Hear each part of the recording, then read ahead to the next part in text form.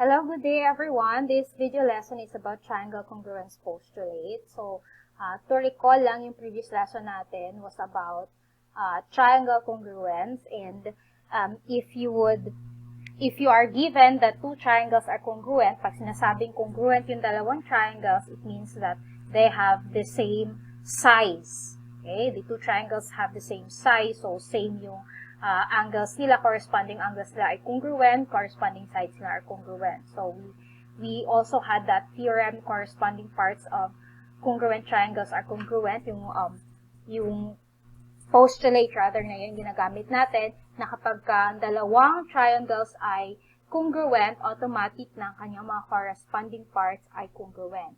Now, this time naman is we're going to show that two triangles are congruent.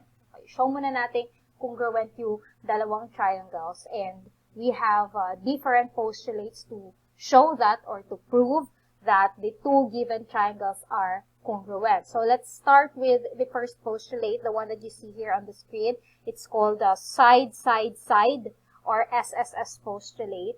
It simply states that if three sides of a triangle are congruent to the other three sides of another triangle, then the two triangles are congruent.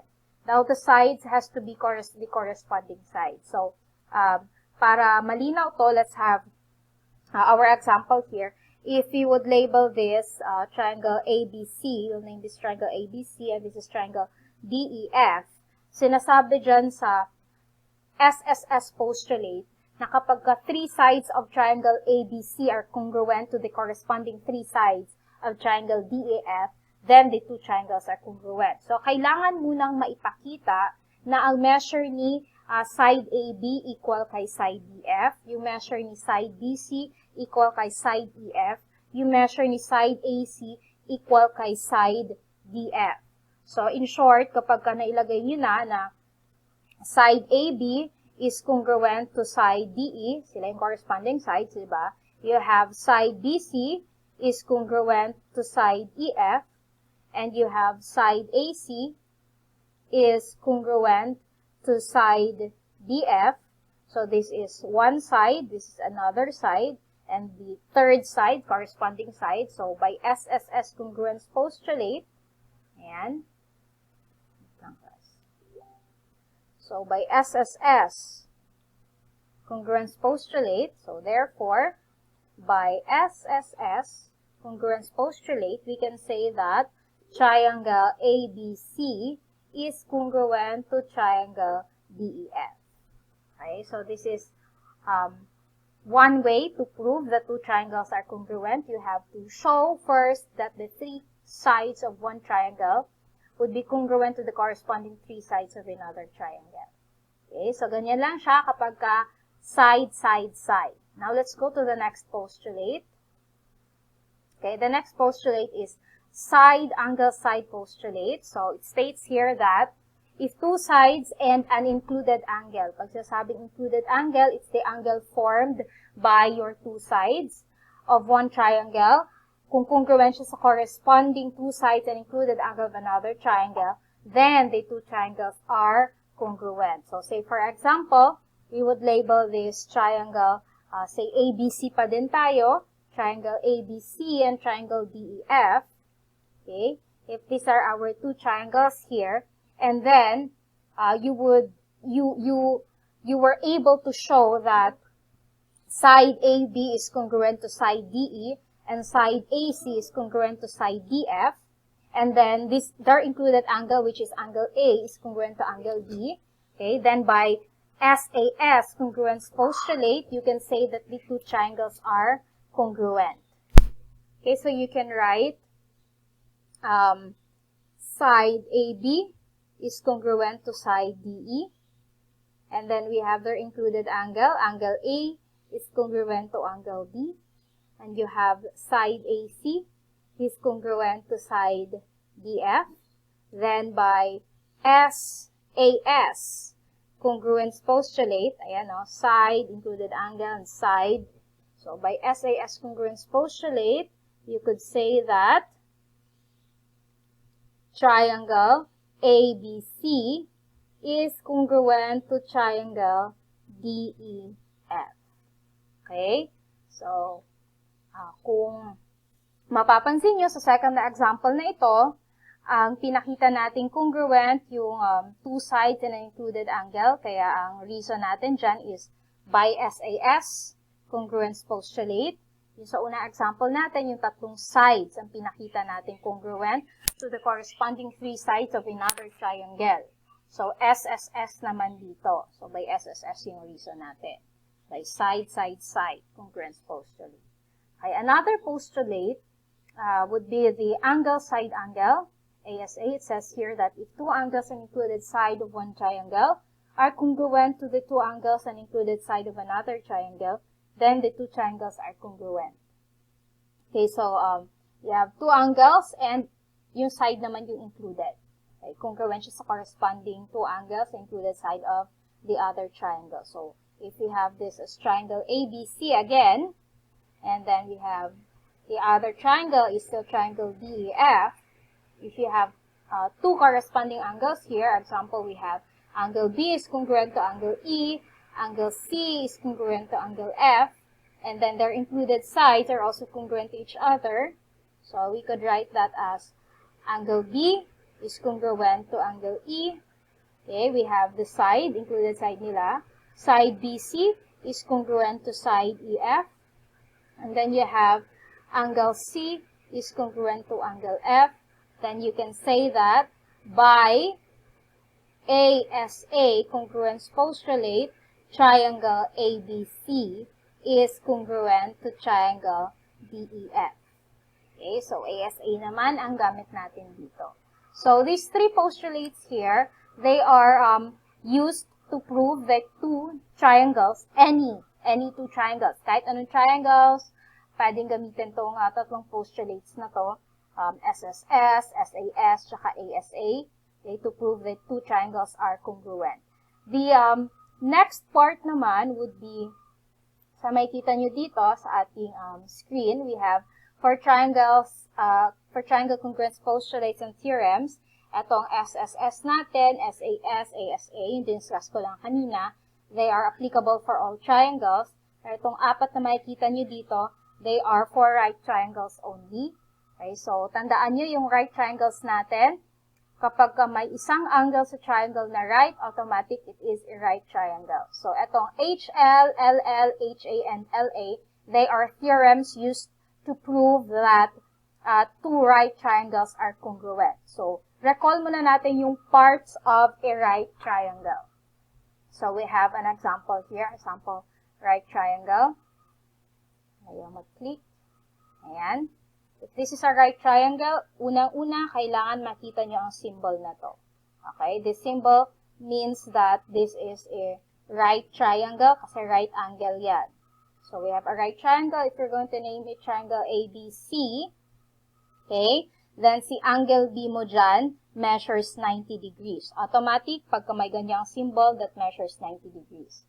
The side that is opposite to your 90 degrees angle, so ang side na opposite kay BC, which is AC, ang tawag dito ay hypotenuse. Okay, this is your hypotenuse. This will always be the longest side. Okay, siya lagi yung longest side, hindi ko na ilalagay. The longest side siya is hypotenuse, and the two other sides that you have here would be the legs. Okay, so pwedeng leg 1, leg 2. So, in a right triangle, it has one right angle, it has two legs, and then it has a hypotenuse. So, makikita nyo kasi sa symbols na ginagamit natin. For hypotenuse, we use H. For leg, we use L. Ayan. Okay? So, yung mga theorems natin dito, ayan, itong HL, that stands for hypotenuse and a leg. So, it simply means that you have to show that the hypotenuse and a leg of one right triangle would be congruent to the corresponding hypotenuse and leg of another right triangle. Then you can say that the two right triangles are congruent. Okay, so let us have our examples here. So yung LL dyan, that's two legs. Okay, dalawang legs dapat ma-prove mong congruent, dalawang pares. And then HA, that's a hypotenuse, and yung A mo dito is an acute angle. Okay, so hindi yung right angle. So yung right angle mo dyan, yun na yung largest angle mo. So, the two remaining angles of your right triangle will be acute angle. So, doon tayo nagre-refer dito sa angle na to. And then, LA, ganun din. A leg and an acute angle. So, let's start with HL. Okay, simulan natin yung sa HL. So, using HL, so kailangan, this is hypotenuse and the leg, plus sa H is hypotenuse, L is leg.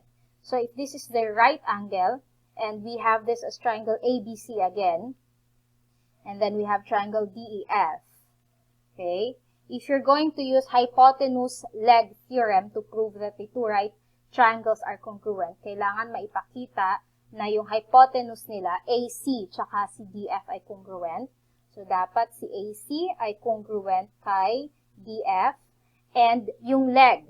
So, kahit anong leg dyan, so pwedeng itong si BC, tsaka si EF, basta corresponding dapat yung legs mo. So, we have, if BC is congruent to EF, ayan. Then, okay, therefore, symbol ng therefore, by HL, congruence theorem, you can say that triangle ABC is congruent to triangle DEF. Take note na itong HL, LL, HA, LA na theorems natin ay for right triangles lang. Okay? So, this is using hypotenuse leg. Now, let's try leg naman, leg theorem. So, dapat both legs congruent to both legs of the other right triangle. Okay? So, we have AB should be congruent to DE, BC must be congruent to EF, bago mo pa ma-prove that triangle ABC is congruent to triangle DEF. So, dapat mapakita natin yan. Okay? That AB is congruent to DE and that BC is congruent to EF. So, by that, you can say, using LL, leg-leg congruence theorem, triangle ABC is congruent to triangle DEF. So, yun yung pagka leg naman yung gagamitin. Proceed na tayo sa leg and an acute angle.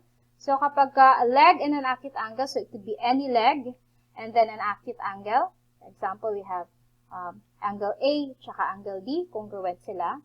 So, you can say that side AB, this is a leg, right, is congruent to the other leg of another right triangle, so side DE. And you have an acute angle. Angle A is congruent to the corresponding acute angle sa other right triangle. Again, right siya because of the symbol na ito, symbol ng right triangles natin.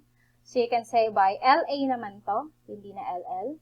So, by LA congruence theorem, the triangle ABC is congruent to triangle DEF. Okay? And then, last naman yung HA natin. So, hypotenuse and an acute angle. So, palitan lang natin ng hypotenuse to, your hypotenuse and an acute angle.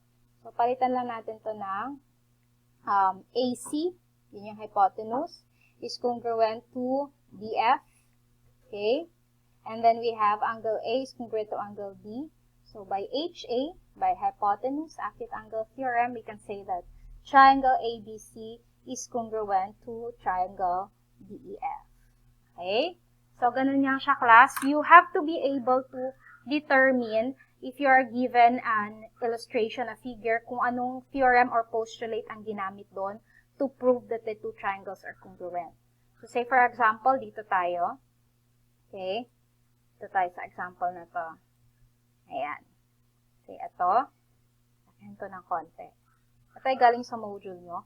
Say for number 1, what theorem are you going to use here? Sila lahat ay right triangles. So, ibig sabihin, ang choices lang natin dito ay HL, LL, LA, tsaka HA. Okay, so titingnan nyo muna, ito yung right angle natin. So, ang opposite niya, ito yung H niya, hypotenuse. Hindi naman siya pinakitang congruent, so walang H. Okay, so leg ang nandyan. So, what is the other one? You would notice that this triangle, the two triangles, they share this common side.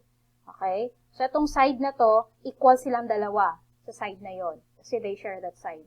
So, ibig sabihin, itong number 1 is leg-leg. Okay? Leg-leg theorem. So, it's for right triangles. Let's go to number 2. Yung number 2, this is the hypotenuse. Okay? And this is a leg. And the other triangle, hypotenuse and leg din. Ayan, parehas yung markings nyo. Okay, so HL tong number 2.